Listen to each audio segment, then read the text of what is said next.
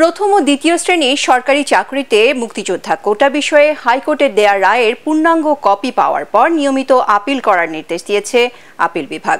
প্রধান বিচারপতি ওবায়দুল হাসানের নেতৃত্বে আপিল বেঞ্চ চেম্বার আদালতের রায় বহাল রেখে এ আদেশ দেন। এর ফলে আপাতত মুক্তিযোদ্ধা কোটা বহাল রইল। এ সময় রাজপথে আন্দোলন করে সুপ্রিম কোর্টের রায় পরিবর্তন করা যায় কিনা সেটিও জানতে চান প্রধান বিচারপতি। প্রথম ও দ্বিতীয় শ্রেণীর সরকারি চাকরি নিয়োগে মুক্তিযোদ্ধা কোটা বাতিলের সিদ্ধান্তের অবৈধ ঘোষণা করে গত 5 জুন রায় দেয় হাইকোর্ট। এ রায়ের ফলে সরকারি চাকরিতে মুক্তিযোদ্ধা কোটা ফিরে আসে। পরে হাইকোর্টের রায় স্থগিত চেয়ে আপিল বিভাগের চেম্বার আদালতে আবেদন করে রাষ্ট্রপক্ষ।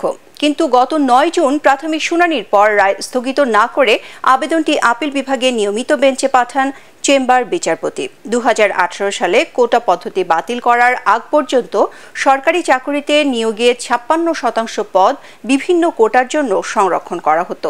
এর মধ্যে মুক্তিযোদ্ধার সন্তানদের জন্য ছিল 30%, নারী 10%, জেলা 10%, ক্ষুদ্র নৃগোষ্ঠী 5% ও প্রতিবন্ধীদের জন্য 1% কোটা ছিল।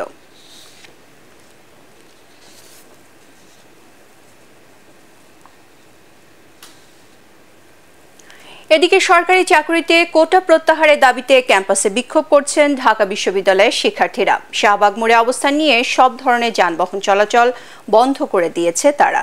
এতে ওই এলাকায় যানবাহনের জট তৈরি হয়েছে। বেলা 11টার দিকে ঢাকা বিশ্ববিদ্যালয় গ্রন্থাগারের সামনে থেকে বিক্ষোভ মিছিল নিয়ে বিভিন্ন এলাকা ঘুরে শিক্ষার্থীরা শাহবাগ মোড়ে এসে অবস্থান নেন। সেখানে বিভিন্ন ধরনের স্লোগান দিতে থাকেন তারা।